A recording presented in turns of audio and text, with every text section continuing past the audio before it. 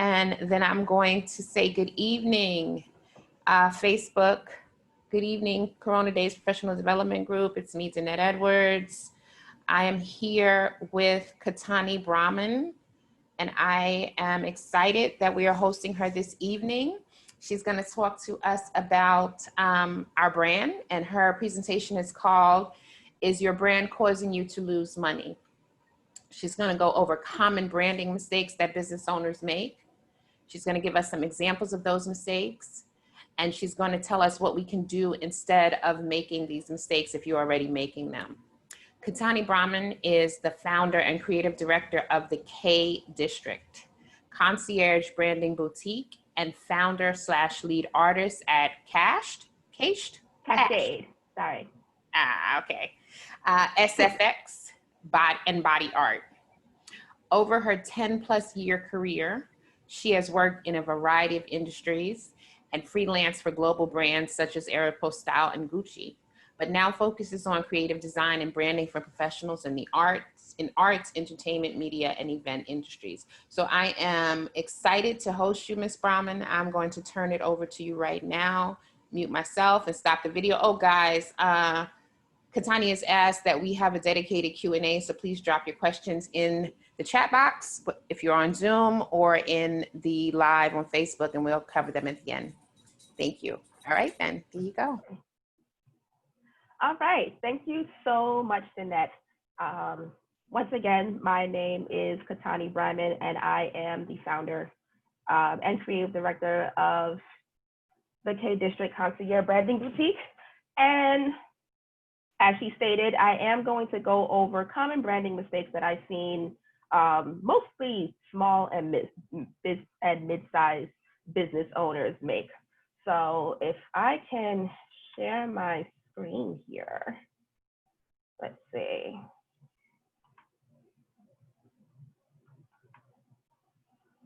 All right, and there we go. I just want to, before I start, let me make sure that everyone can hear me okay. Is someone can hit the chat? Actually, I have to stop sharing to see the chat.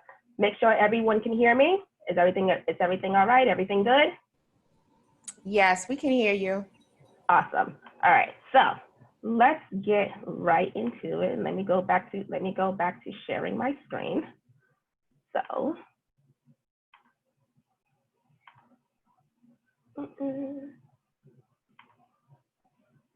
and here we are. So, is your brand causing you to lose money? So, as Danette stated, I'm going to go over some common branding mistakes that companies make and what you can do instead. And this is a small part of something that I go through in my paid program. So I'm giving you guys a little teaser right here. So before we go into that, Danette gave me an awesome introduction, but I just want to go a little bit deeper. Once again, my name is Katanni. I am a serial entrepreneur. Aside from what was stated, I actually have other businesses. I have an e-commerce store. I have a couple of digital products and courses. I run my body art and special effects makeup studio. But my bread and butter is my design agency. That's what I do full time. That's what pretty much pays bills. Everything else is, of course, additional streams of income for me, but they're also I consider those my creative outlets. And I am design and branding obsessed. I kind of weaved graphic design into my everyday life in some way or some way, shape, or form. I am that annoying friend who will go out to dinner with you and I am critiquing the menu because and looking for design flaws or design mistakes or praising it, although sometimes it's more critiques than praising. And I am what I call an imperfect perfectionist. And that's kind of how I came up with the name of Power Brands and Messy Hands, meaning there are two meanings, but the meaning that I am going to go into that ties into the imperfect perfectionism is that a lot of people, especially startups, especially small business owners, feel like everything has to be perfect in order for them to launch. And what happens is that, you know, they go into what we call analysis paralysis. I'm pretty sure you guys have heard that term before. And it's really hindering people from launching or putting themselves out there because they are so afraid of messing up and so afraid of making a mistake or so afraid of not being perfect that just keeps them from doing nothing. So I will admit that sometimes I have that issue as well. But what I have to do is check myself and remember that, you know, it does not have to be perfect. It just has to be ready. And there are, you know, you get to decide what's, you know, when your brand is ready to launch. So branding is important. A lot of people ask why branding is important. It's how you create recognition among your customer base.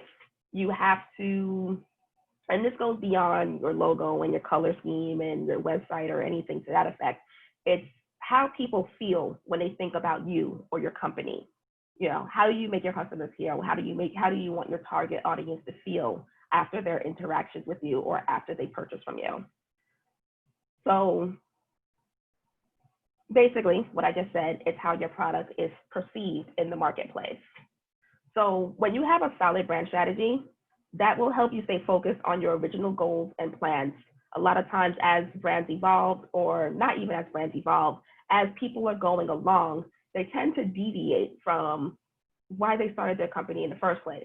So having a strong brand strategy and building having a solid foundation for your brand will help drive everything else within your brand strategy, whether it is your visuals, your marketing strategy, your sales strategy, how you communicate, and so on and so forth. So by having a clear plan, you do save yourself time and money, you know, and marketing and building your business in the future, because it saves you the headache of having to rebrand later. You want your brand to evolve instead of having to start the process all over. So there are a couple of things that small to mid-sized businesses don't consider when they are building their brand. Either it's due to just not knowing or not feeling it's important right now because they're not quote unquote big enough, but to think about it. But in all honesty, even as a small business owner, even as a solopreneur or a personal brand, if you're a speaker, an artist, and writer, something where your business is essentially you, these things are still important, and we will discuss why. So mistake number one that I see from small business owners is that you are not authentic. So what that means is a lot of times what people feel like they have to change their entire persona because they feel like who they are personally will not resonate with their target audience. So what I normally tell people to do is be true to yourself. So you want to present your most positive self. You don't want to straight up lie. So like it says here, if you're not the fastest overnight delivery service, don't claim to be. One thing I see people doing, and you probably see this, especially if you do a Google search and you search for a pizza place. Number one pizza place in the neighborhood. Everybody says that. You're not number one. You might be number one in your eyes, but what you want to do is basically do what you say you're going to do. Be your authentic self when you are branding and when you're communicating with your target audience. And how you do that is your strengths and your weaknesses. And through an honest analysis of what you do best, you can build your entire brand strategy around that. I remember when I first started as a graphic designer in 2000, 2007, I was what they called a quote unquote generalist. So we did everything, different industries, different types of projects, whether it was logo design, web design, brochures, marketing materials, posters and ad campaigns. As social media became more prevalent, social media campaigns, so on and so forth. What I decided to do is really focus on what I'm really good at. Now, social media branding I can do, but social media marketing is not something that I should claim to be an expert in, because I'm not. I have people on my team I can have people on my team that I can refer you to, or people within my network that I can refer you to who are experts within that field. But when you will do much better within your business, in my opinion, is if you stick to what you know best. And once you stick to what you know best, once you have a system and once you build your brand about what you do best, if you want to start branching out into other things, you can do that, because now you've built up a strong enough foundation to decide whether or not that's a market you want to pursue. I mean, Burger King decided to sell tacos a couple of months ago. Are their tacos good? Matter of opinion. My opinion is no, but but at the same time, I can almost guarantee you that that's not their best-selling product on their menu. Their best-selling product on their menu is still their burgers. So they've built their brand and they built their business around what they did best. And then later on, they decided to branch out and test markets, which is perfectly fine. But at the same time, they still maintain their core audience. They still maintain, they still have their business around their core product, and they are still known, and Burger King is still more known for their burgers than their $1 tacos. So another thing that we got backtracking to what we do, and my company does, design and branding education is what we do best. Not only do we design your materials for you and build your brand and help you with your brand strategy or with brand consulting, but we really focus on educating the customer on why these things are important and how they are going to help you in the long run. It also helps for our clients to have this education. If for some reason they no longer work with us, they have that education that could bring them either to their next agency that they work with, or if they decide to do things in-house, they have that, they have the knowledge and know-how to help elevate their brand further. So mistake number 2, you do not know who you are talking to. And that's basically a fancy way of saying you don't know who your target audience is, which means you don't know. So that means you don't know how to talk to your target audience. So you'll never be able to brand yourself in a way that where everyone likes you. So we're typically blessed to focus on a niche market for your product or service. So some people say, I forget who this quote came from, but they say, if you are marketing to everyone, you are marketing to no one. And that is honestly true. Even Amazon has a target market. It may not seem like they do, but they actually do. They target people who like convenience. They target people who like things fast.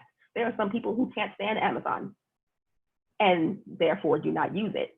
So that is Amazon not dominating. As I said, they may be dominating their market, but they are still not capturing every single person within their market. They are targeting the people who want things quick, fast, in a hurry, and oftentimes lower price. Sometimes it's lower price. It's not always, but Amazon has built their way, and they didn't start out that way.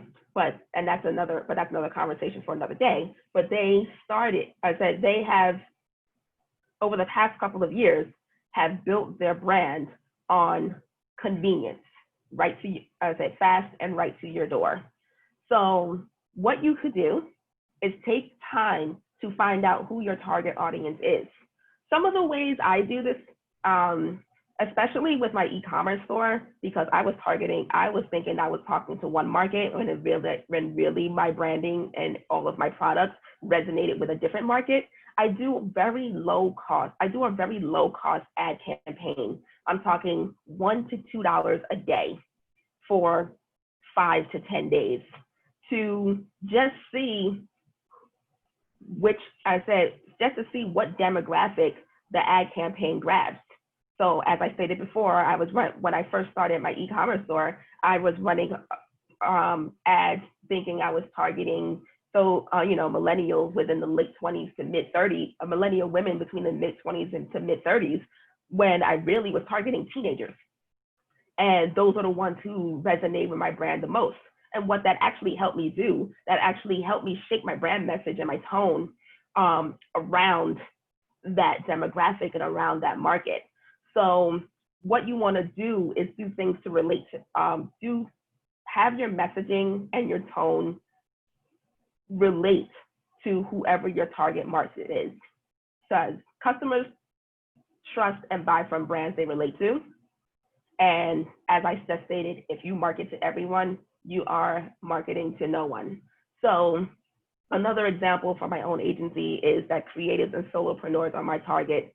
And the reason why I've only started targeting that niche within the past 2 years or so, and the reason why I've decided to do that, because I just noticed a pattern within creatives. I am in a lot of business groups, and I tend to observe behaviors within business groups that are very active. And I just noticed a running theme between creative entrepreneurs, and also a running theme as how people who are not in the creative fields perceive creative entrepreneurs. So I have been where they are, identify with their struggles, I can relate to them, and I can essentially talk to them.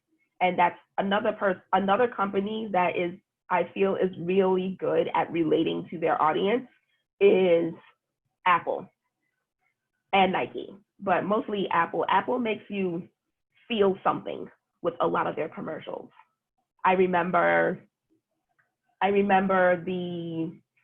it was either last Christmas or the Christmas beforehand. It was an iPad commercial, and it was grandchildren who made a video on the iPad for their grandfather, who I'm assuming, and it was a video of who I'm assuming is deceased grandmother. And they're playing this video for their grandfather, and he's getting all the feels, and now I'm getting all the feels, and their target audience is getting all the feels. And that's what I feel Apple has a good handle on, getting you to really relate to their products. Mistake number 3 I see with a lot of people is that you are way too salesy. So what that means is I get your email from you, I see your social media posts, I see your Facebook ads and your Instagram ads, and all you are doing is selling like a pushy car salesman. And telling people to buy your product or hire you over and over is a turnoff for a lot of people. So people do not buy products, they buy solutions. So what you do instead is simply be your customer's solution. Relate to them, tell them your brand story over and over and in different ways, and basically sell without selling, kind of a Jedi mind trick. I remember, this was years ago, I remember an ad campaign for Family Guy that was in the middle of Times Square in New York City. And for those of you, for those of you who've been to Times Square or have never been to for those of you who've been to Times Square, know that there is advertising everywhere. There are billboards everywhere. You are just inundated with billboards, posters, and advertisements everywhere, to the point where if you live in this area, or if you frequent New York City enough, you probably don't even notice them anymore. You tune them out. So there was this ad campaign for Family Guy. And what it was it was in the middle of Times Square. There was just this baby carriage. And you're thinking, pre-COVID, Times Square was pretty crowded. And you would think, who left this baby carriage abandoned in the middle of this busy sidewalk?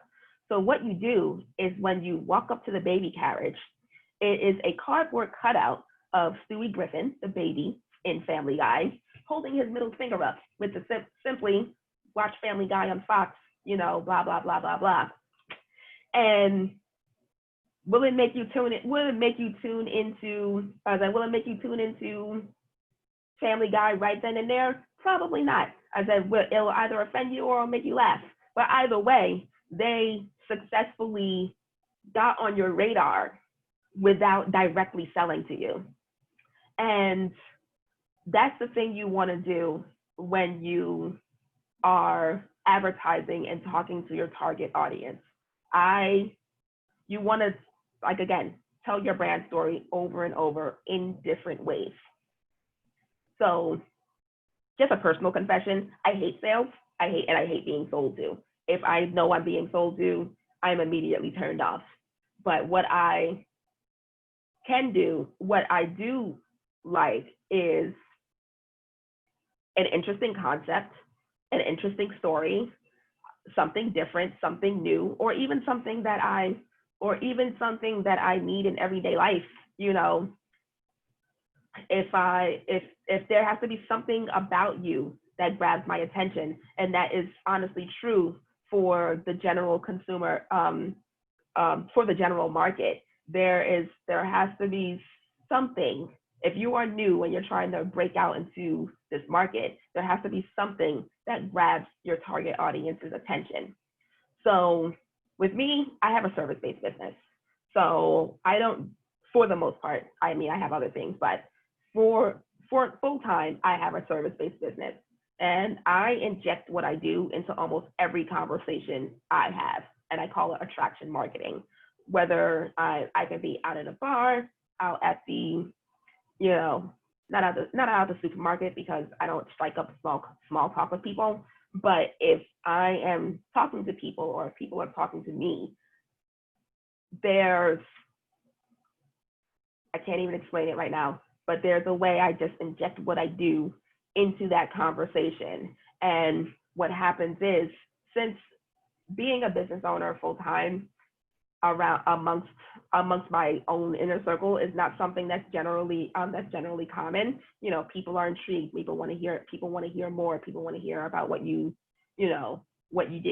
And I don't even necessarily talk about graphic design per se. I talk about the fact that I love being a business owner. I kind of reject the concept. I kind of personally reject the concept of the 9-to-5 and so on and so forth. And what happens is I've made a connection with that person, and I'm either on their radar for their own thing that they've been thinking about, or I'm on their radar for someone else that they can refer me to. Number 4, you think that just because someone else in your industry is doing something, that you have to do it. And I'm going to take this further. You think you have to be everywhere. And I'll go more into that as well. The only thing you have to do in business is sell. But how you do it, where you do it, and what you do about it depends entirely on your business model and your target audience. So what one person in my industry does and that works for them may not work for me, and vice versa. I know a lot of people who just run Facebook ads for their graphic design agency. I don't run any Facebook ads for my agency. I might run an ad for a printing sale or something low cost that I'm doing, or I might run an ad for a free training that I'm doing. But for my agency itself, no, I do not run. That is not how I choose to market that. That is not how I choose to directly market that service. So as I just stated, Another thing, if you feel like another thing that happens if you feel like you have to start doing something in business because someone else is doing it, is now you actually are not being authentic to your brand, because you're essentially, you feel like you essentially have to copy what someone else in your industry is doing. I can almost guarantee you that if you focus on what you do and focus on your niche and focus on how you do things, there will be people who resonate with you and relate to you and how you do that and how you do those things. So what you do in that situation is that you analyze yourself. You define what makes you you, and you craft your brand strategy and your sales strategy and your marketing strategy, content strategy, visibility strategy. These are all strategies I have in my course. All these strategies you craft around your brand and what makes you unique within the market. And number 5 is, and this is the last point I'm actually going to make, is that you believe that your brand identity, specifically your logo and website, is the end all be all. I see so many new business owners or so many people who may not be where they want to be in their business yet, feel like they have to overhaul their entire website or change their logo or do all of these other things because they're not making sales. When in reality, it could be something within your messaging. It could be something within your tone. It could be something within your tone. It could be the fact that your website is hard to navigate. It could be a number of things that has little to nothing to do with your visual identity. Now, don't get me wrong. Your logo design, how your website is designed, and all those things are important, and it actually sets how you are going to professionally present yourself in the market. But I've come across people who said they can't start selling because their logo's not complete. I've come across people who felt like they can't start selling because their website's under construction, when in all honesty, if people are inquiring about your product or service, you can send them an invoice and let them know your website's under construction, and pretty soon it's going to be much easier to buy this product from me. But for now, what I can do is invoice you, and we can get things underway.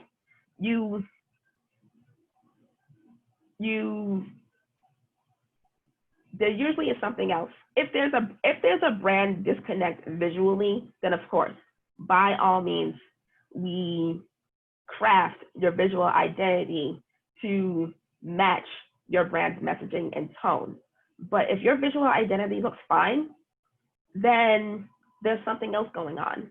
We have to figure out what that is. So your brand identity is surface level. So what you do, instead of focusing so much on that, you dive deep into your business and you have to figure out what makes your brand tick. What is that special formula, what is that secret sauce that will entice people to buy from you? Great brands are built from the inside out. They're built from the foundation up, and goes back to my original point of having a good and solid brand foundation is what you do, as what you basically use to build out your entire brand identity. So example, as the 3 things that I've built my personal and business brand on are education, authenticity, and integrity, with a small amount of tough love. Sometimes I gotta shake people a little bit, because they have to get out of the current mindset that they are in. You know, Apple, again, I use Apple as an example a lot, but Apple has built their brand on exclusivity, toughness, with the exception of their chargers. But you know, and it could be, and in all honesty, with the exception of their phones, but their MacBooks, which is the first thing, which is the product, their computers, their laptops, which is the product that they built their foundation on, which is their core, which is still their core product, aside from the iPhone, is they last, you know, the longevity of their products, and it is one thing that they built their foundation on.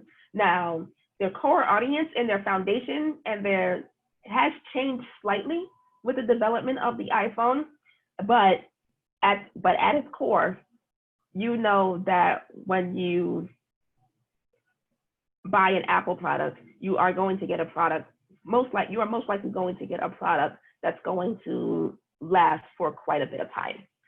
So those are my 5 tips. Those are my 5 things that I feel mistakes that businesses make when, especially in a startup phase or within, I'd say, the first 2 to 5 years of being in business.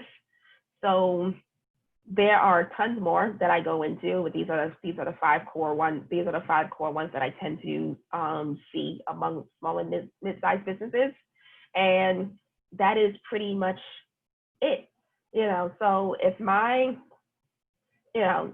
anyone has any questions, the easiest way to reach me, aside from being on this live right now, the best way to reach me is normally through my Facebook, or by shooting me an email. And what I do, I give tips like this daily within my free Facebook community called Power Brands in Messy Hands, and Find Your Personal Brand Superpower. And that is pretty much it. Thank you, guys. And I hope what I gave you was informative. Katanni, can you put that slide up again with your contact in it, and we can talk with it up? No problem. Okay. This way they can see it because I see there are people who are watching who are not in our group. Can you share your screen again? Yes. Yeah. There we go. So this way they can get that. For you guys who are not in the group, I see a couple people not in the group watching. They're watching on my page. In the group, guys, I'm gonna do, as I always do, I'm gonna post all of Katanni's, all her pages, so that you can reach out to her. So I have a couple questions from Facebook, okay? So I have a lot of comments. So they're loving what you're doing. That's some way of advertising that Family Guy. Yeah, I thought that was funny too. I don't like feeling like I'm being sold. I don't like feeling that I'm being sold something either. Okay, so I have this. Katanni, I love all of your information. It all makes so much sense. But how do I brand my artwork? I have paintings, greeting cards, and also customized items. Okay, so it sounds like you have a couple of different business models going on. Are these paintings already made, or do you commission paintings, or do you do both? Do you know if she's still live? She's live. Rhonda, drop it in there. I know she definitely paints. I don't know if she does commissions, but I know she definitely paints stuff that I don't know if she does commission though. We'll see. She'll, it's like a 40-second lag between the live and the Zoom. No problem. So a lot of times, and I hate giving this answer, but this answer is true. It depends on what you are doing and who you want to talk to, and how you want to craft your business around your art. And that is something that I do help creative professionals do. So the first thing you have to do is figure out exactly what you want to sell. Do you want to do your custom? Do you want to sell your paintings? What were the other things that she? Paintings, sorry, greeting cards. She customizes items. She also writes. How do I tie the writing and artwork, she says. And she says that the paintings are already painted. Okay. So these are all products. So what you have to do is really think about who your artwork resonates with the most, and figure out where they hang out, figure out how they like their products, how they like those types of products, how they like their paintings, how they like their greeting cards, and craft your brand strategy around that. So for example, there's a person that I know who does have a greeting card company. She's a colleague of mine, and she does have her Etsy store. She used to have a website. I don't believe she does now. I believe she has a profile on WeBuyBlack.com and a couple of other outlets.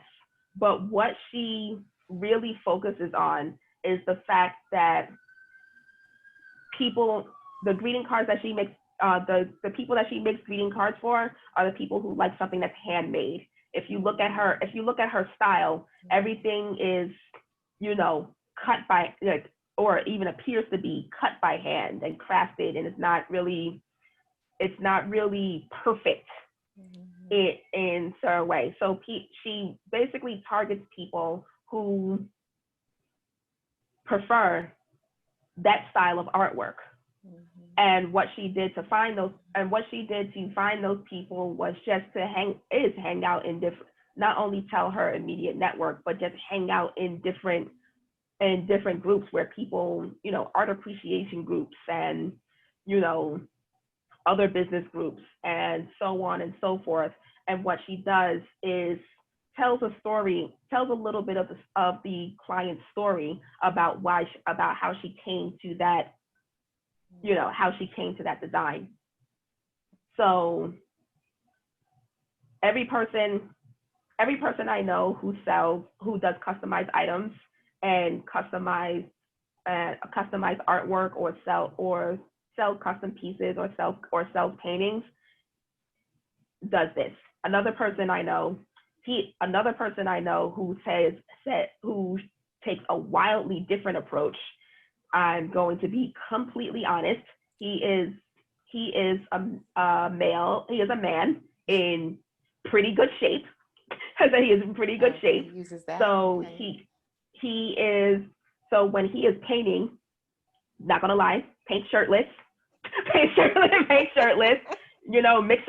Mixes in some workout videos, aside of talking about his art, things like that.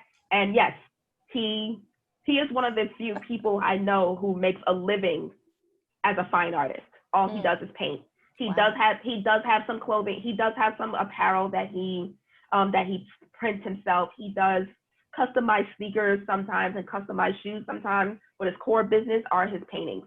And he does do commission work sometimes. I do believe he did a Facebook Live a couple of weeks ago saying that due to customers unfortunately not following through on paying their balances and things of that nature, he's not doing as many commissions anymore.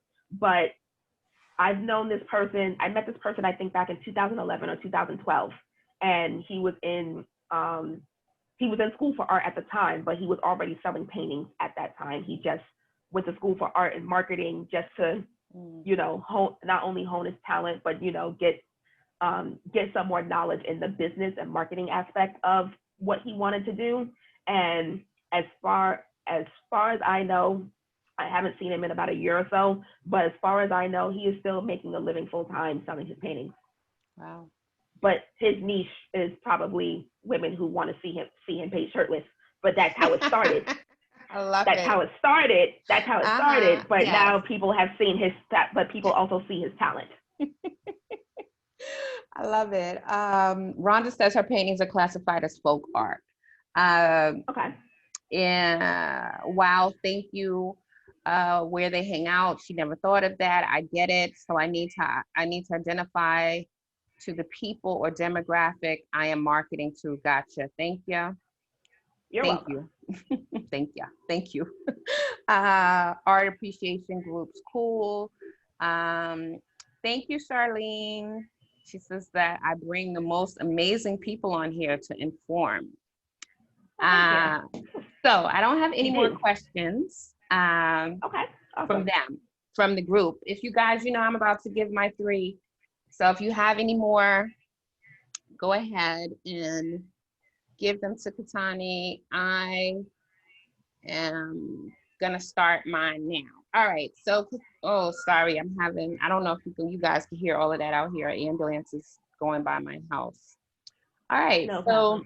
CDPD's mission is to increase marginalized groups' access to employment opportunities and representation in the workforce by providing our members with free training, mentorship, and other resources. CDPD was created in response to record unemployment and underemployment stemming from the COVID-19 pandemic in April 2020. Katanni, can you tell us if you have ever been marginalized, and if so, how or why?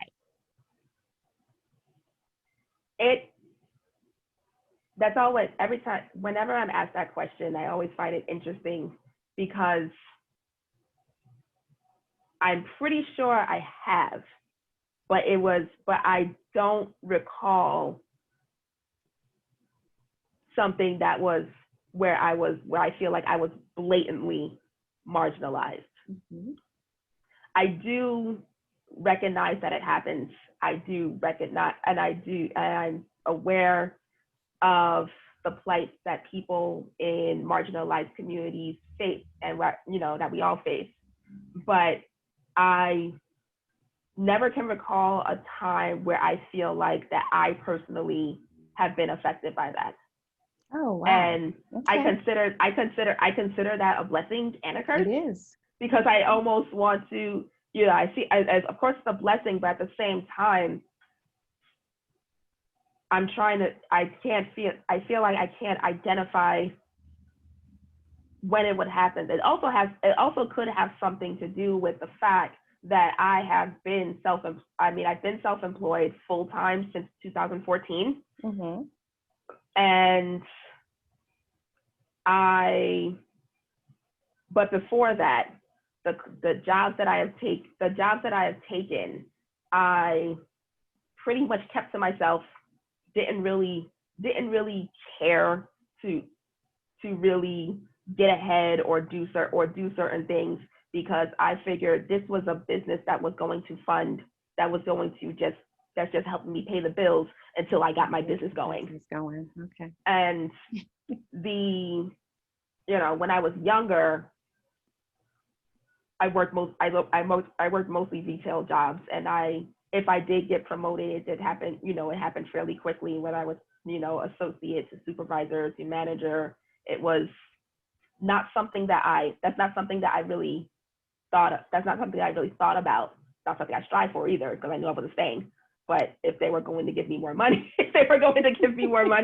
and more responsibility, then of course I was going to receive it. One thing I can say is, because I feel like it may not have, or I said I can't really identify where I have, either been treated unfairly or looked over because of being a Black woman or a Black woman or a woman or anything to that effect. If that happened, I probably just saw it as, okay, how am I going to make you see me? Mm-hmm. Yeah. Yeah. And that is usually how I would take it. I feel if I had been passed over, because even within my little bit of work that I've done in the entertainment industry, I normally work as special effects makeup artist, key makeup artist, art director, maybe production design, but usually usually is one of those three titles. And there have been times where I am the only woman on set or the only Black person on set. And I don't know. I feel like I've just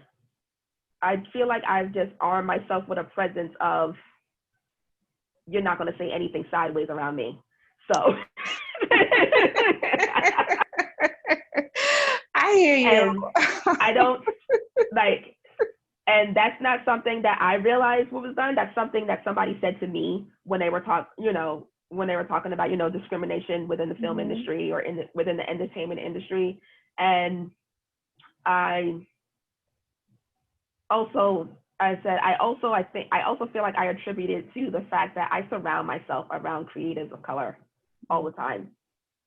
And I guess within I realize I have to look outside of my little bubble and realize that, on a broader spectrum, yes, this does happen, and yes, it is a problem.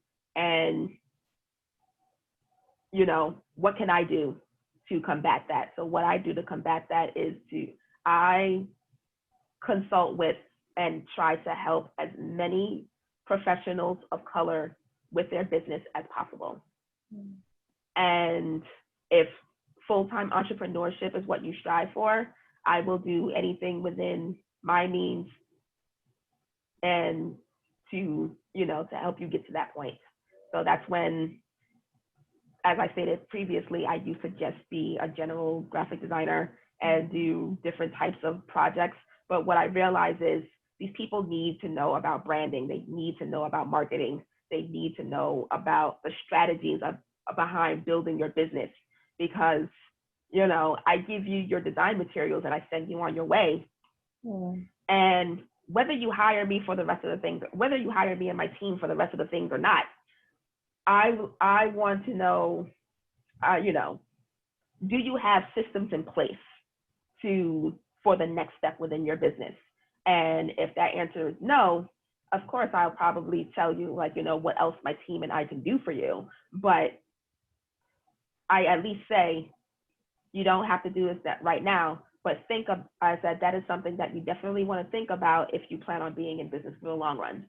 Because I see so many people, especially nowadays, feel like if they just post a couple of times on Twitter and Instagram and Facebook, that the sales are going to start rolling in. Unfortunately, that's not the case.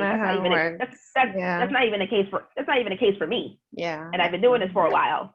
It's something that you have to constantly work at. And in my opinion, it's something that you have to love what you love, like truly, truly love, to get in that, to get past the points where, sales are not happening, and, or you might come across a frustrating customer or a frustrating client.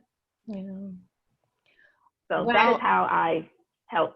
That's how I do my piece to help. I hear you. So with, it's interesting. So marginalization, I asked the question to everyone who comes here, because we define marginalization. We don't marginalize ourselves. Other people marginalize us for all kinds of things. So not just race, not just gender, sexual identification. We've had white professionals come here and say, yeah, I was marginalized. Blonde hair, blue-eyed woman says, yeah, I was marginalized in the workplace because I was told I couldn't talk. The men didn't let me talk. Another man, a Black man, said, yeah, I was marginalized because I was short. Conversely, I know I could say there was a time I was marginalized because I was tall. So the immediate things we see, like gender and race and sometimes even sexual identification, but there's a lot of other ways. Some people have disabilities that are hidden. Some people are marginalized because they think differently.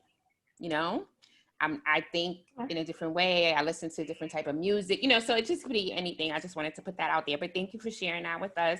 And I asked the question because I want our members to know that in spite of anything that they may Yeah. have going on, right? You can still be a successful business owner. You can still be successful, right? You can have had a situation where you were marginalized, but rise out of it and be the greatest, whatever it is. So that's why I asked the question. So our second question is, what would you say to Katanni when she first started out? Something that you know now that you wish someone would have told you back then when you started out, something you learned, some aha moment, anything like that? This is going to sound real unorthodox. I wish someone would have told me back then how quote unquote lazy I was. And let me explain. When I grew up, I'll be honest, I didn't really have to work that hard at anything I did. When I got good grades without studying. I played tennis, I danced, I played tennis, I played softball. The first time I picked up a tennis racket, I was a natural. The first time I swung at a softball or a baseball, you know, I hit it. I ran fast. My little skinny arms could throw far. I, you know, dance. I could pick up choreography. Not now, but back then, I could pick it up like that. So, and this continue. And then when I, when I got my first job, as I stated, you know, I got my first job. I was an associate for, you know, a few months. Then I was promoted. Then I was promoted again. Second job I got, same thing happened. And it wasn't until I graduated college, and it wasn't until I got out into quote unquote the real world, that it was like, oh damn, I have to work. And, you know, I've always wanted to be an entrepreneur, but another reason why I went into entrepreneurship was out of having no other choice. It was really hard for me I graduated right, you know, smack dab in the middle of the last recession in, you know, 2007, 2008. But even after that was all said, after that was all over with, I wasn't getting jobs. I wasn't even getting called for interviews. And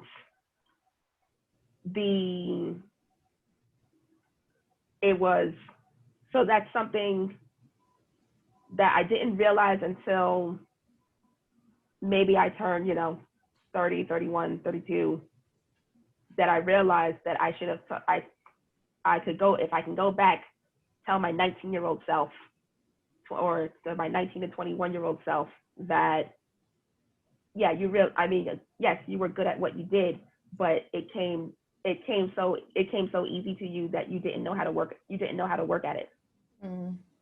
So I had to work to build my business. I still have to really work to build my business. And it's something that I, you know, tell all my clients, like, you know, this is hard, but it's worth it. Thank you. I have some questions here. Okay. Let me ask you a question too about entrepreneurism. Do you come from a long line of entrepreneurs? Did your family work? Were they entrepreneurs, or did you have that example? For the most part, no. But my dad is a contractor, but I didn't grow up with my dad. But you know, he was and still is a contractor, and actually I actually do some administrative work for his business now. And my mom was, you know, strictly a 9-to-5er, but she did sell Avon, which in my child brain, I didn't realize that was a business. I thought she just sold, you know, I thought it was just something she sold. you know, because she didn't really do anything to push it. She said it was just something for her to have gas money and maybe a little bit of extra spending money.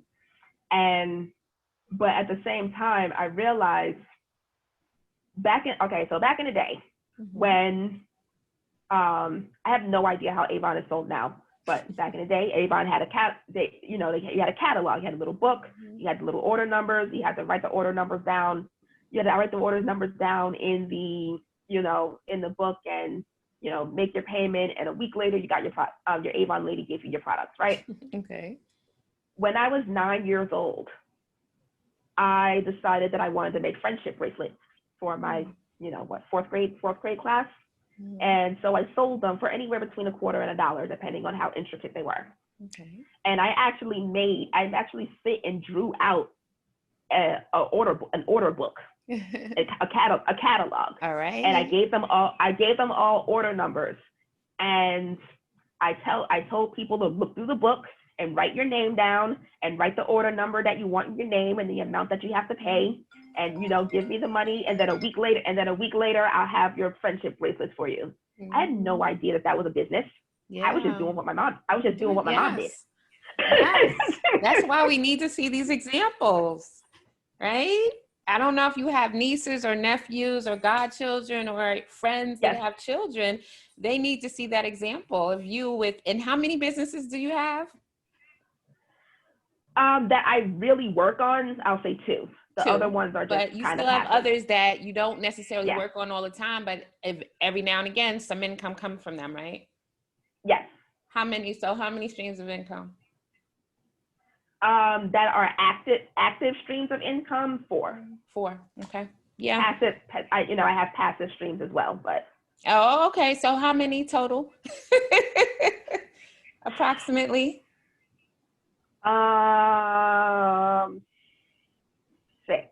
6. Okay. The goal for somebody told me they wanted 7. Somebody said 5.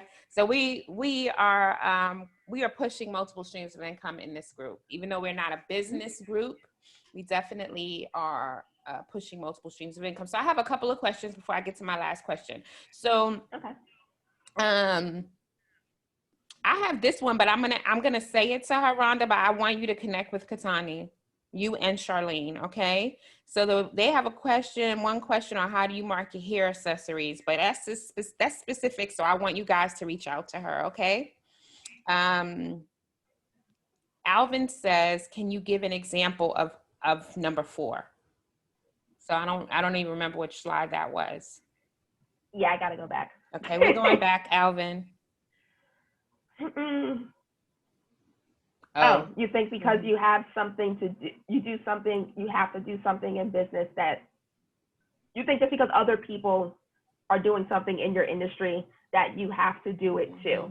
So the example that I gave of that was was a personal example. So another example is, let's say Little Caesars versus Pizza Hut. Now, I don't know about where you guys live. Pizza Hut is more popular than Little Caesars. Okay? I think all over the world. But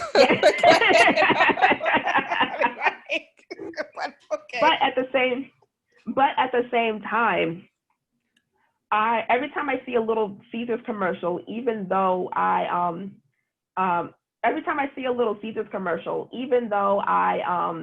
don't necessarily like the taste of their pizza, I think that they have really cool, unique selling points. Like they have they used to have this little machine where you can just go into certain Little Caesars, you press a button and your pizza comes out. Oh, wow. And I don't think that was everywhere. I think that was like very region specific. And then even with Domino's has their pizza insurance. And in my opinion, I don't know why they need insurance. I don't know how many people are dropping their pizzas between the store and home, but at the same, these are all, unique things that these people in the same industry are. They all sell pizza, but they all have these unique selling points within their business. None of them feel the need to, just because Domino's has insurance, Pizza Hut for now doesn't feel that they need that, the need to insure their pizzas. Just because Little Caesars has this cool contraption doesn't mean that, the other two or any other franchise needs to have that cool way of delivering your pizza as well. Even though I think they should. I think if a better tasting pizza would do that, it would take off. But the personal example that I had was within my own agency. There are a lot of people, especially in the New York City area, who own their own design agency. And there are some people who opt to run Facebook ads to get warm leads. There are some people who opt to they go after larger brands. So they have inside connections on how to connect to those larger brands. For people on my level who target smaller to mid-sized businesses, they're either Chamber of Commerce events, the Facebook ads, and so on and so forth. That, now, granted, doing the same thing might work for you, but you want to do it in a way where you're not obviously copying that person. The thing on Shark Tank, they say a lot, is the better mousetrap.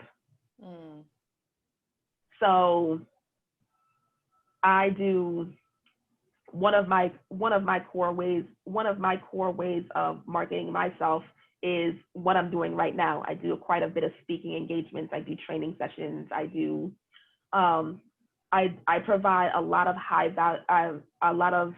free content, and I invite people, if they want to dive deeper and they really want to get into like the real nitty gritty of building their brand, then you contact me and enlist me or my team for our paid services. So that, in my opinion, was my version of the better mousetrap. Is I see a lot of designers doing speaking engagements. I see a lot that do training sessions, and a lot of them that I've seen are very formal, very corporate, very gimmicky, very much a way that I necessarily did not want, very much an approach I didn't want to take with my own business. And it's kind of weird because I come from a corporate design background. I worked in Aeropostale's art department, or corporate communications department, and Gucci's communications department as well. I come from that background, and I know what that is, and I feel like I can walk that walk and talk that talk. But that essentially is not me, and not the type of clientele that I want to go after, especially when I decided to start going after creatives. We are the ones that are, out there. So, we're in the corporate world, we were the rejects. Oh, so I love it.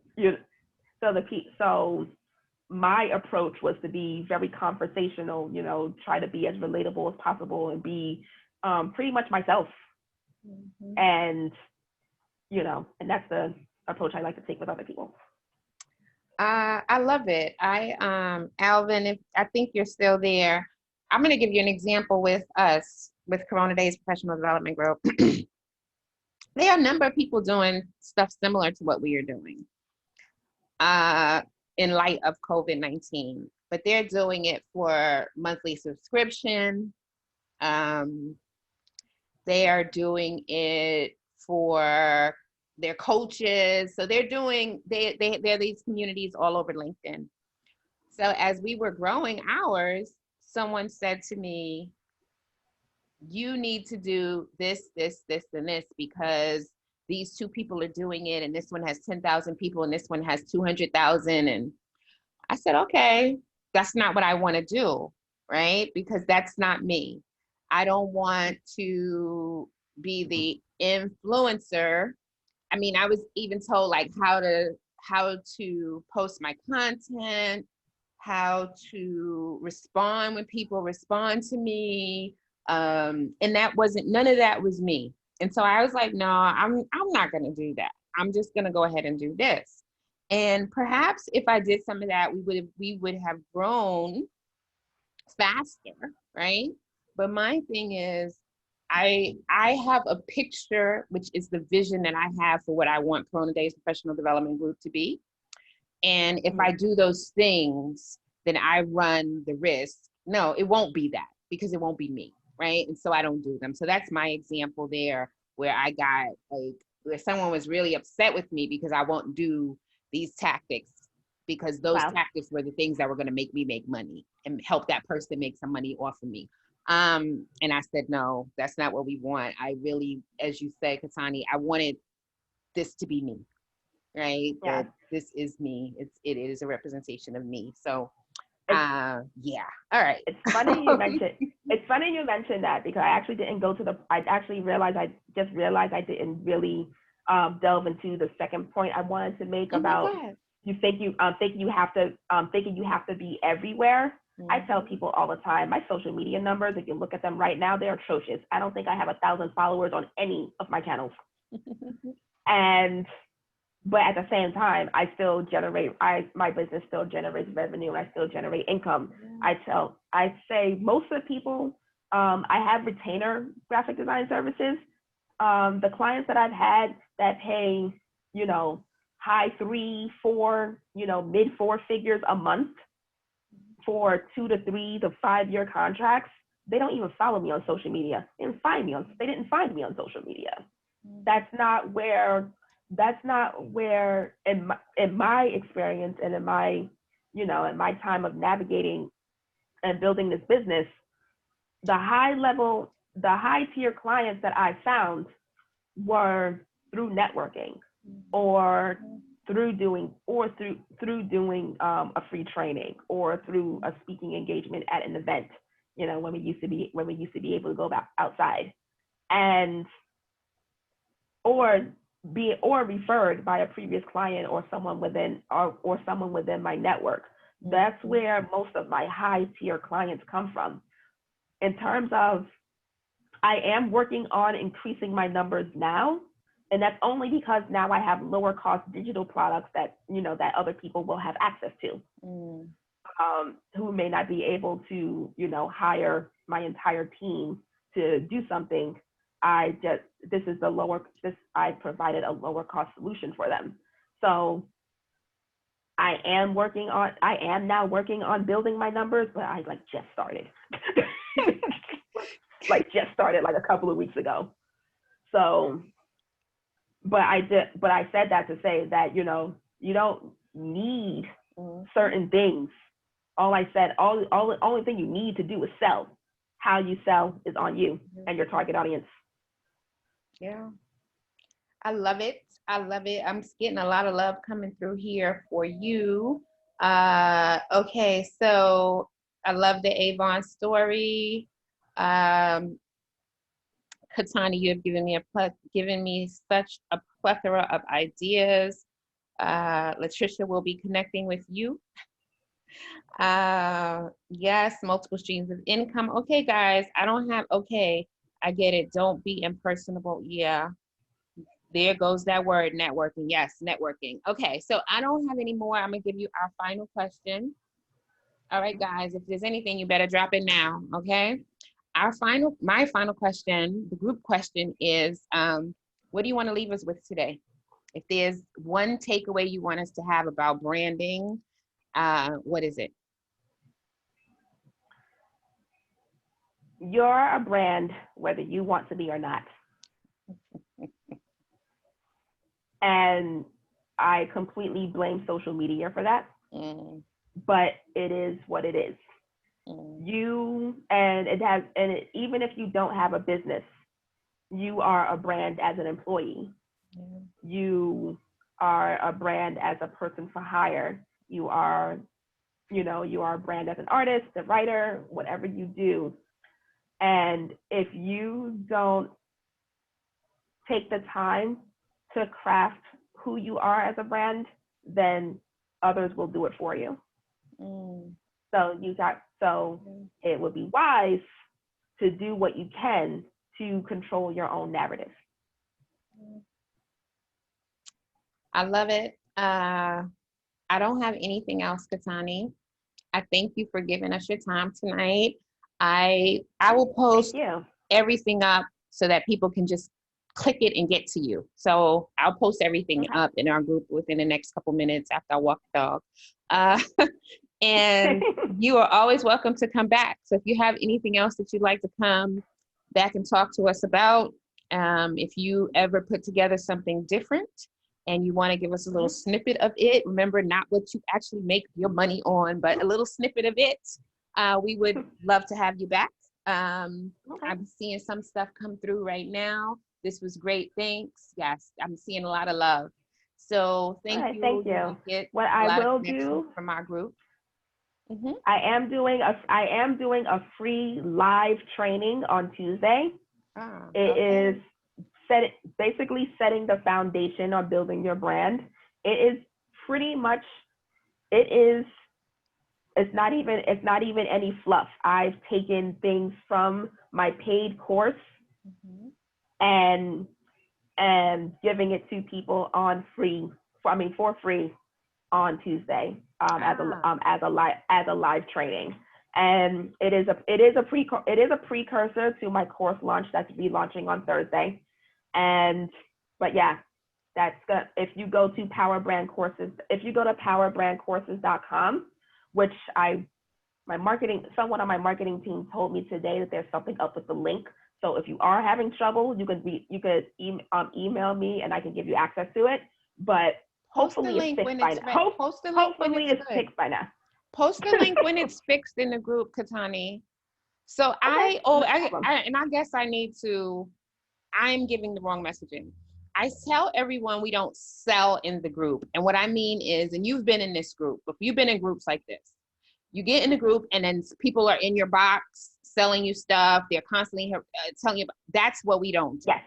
But because we encourage everyone to, recognize your greatest potential. And if that means through 7 streams of income and 5 businesses, right? So you can post in our group all of what you just said. Now I'm going to post what I have, but like that link you're saying that might not be good. When you know it's good, just post it up and I'll approve it, or one of the moderators will approve it. And that's what I mean about selling. It's not, we actually encourage everyone to let us know what they're doing, because while there may be 7 people on the live right now who want to support you, there may only be 3 that can, right? And that's why I say, let's not, harass people about buying, but I want the 3 who want to and have the resources to be able to support your training. And I know that when it's unpaid, it's free, but when you have a paid one. So please post up everything. And I hope all you other entrepreneurs on this live hear that, and you will post up, but not harass people in their inbox about stuff. I had a story about that something like that happened to me the other day. It happens all the time in these groups. Yeah, and I wanted to give her a lesson on knowing your target audience, but then I had to realize, she's not a consulting client. I can't be doing that. Yeah, but someone who sold paparazzi jewelry, I believe. Yeah. Okay. Hit me up in my inbox asking me if I wanted to buy some jewelry, and I said no, thank you. Jewelry's not really my thing. I don't wear. My aunts and my mom are telling me all the time, "Where's your earring? Where's your necklace?" I even told my boyfriend, I was like, when you propose, don't even spend a lot of money on a ring, because I'll probably lose it. And then if I don't lose it, I'm probably not even going to wear it. I'll try to, though. So that's how much jewelry is not my thing. And I let her know that. I was like, I'm not a big jewelry wearer. And she said, but it's only $5. That's what I don't want happening here. Yeah, that's the thing. I don't want anyone, I don't even want you to have to say no. I want that the person selling posted what they sell.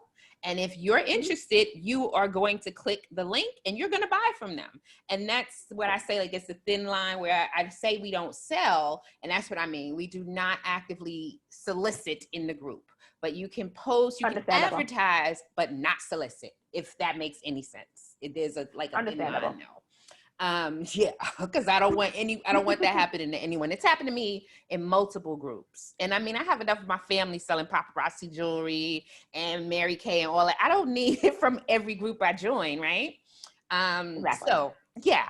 But thank you so much. I appreciate you. We're getting a lot more love. And then someone says they do that all the time on LinkedIn. People try to sell me stuff. That's Smiley. Yes. You know, and that's what they get a networking lesson is what she gives them. I love it.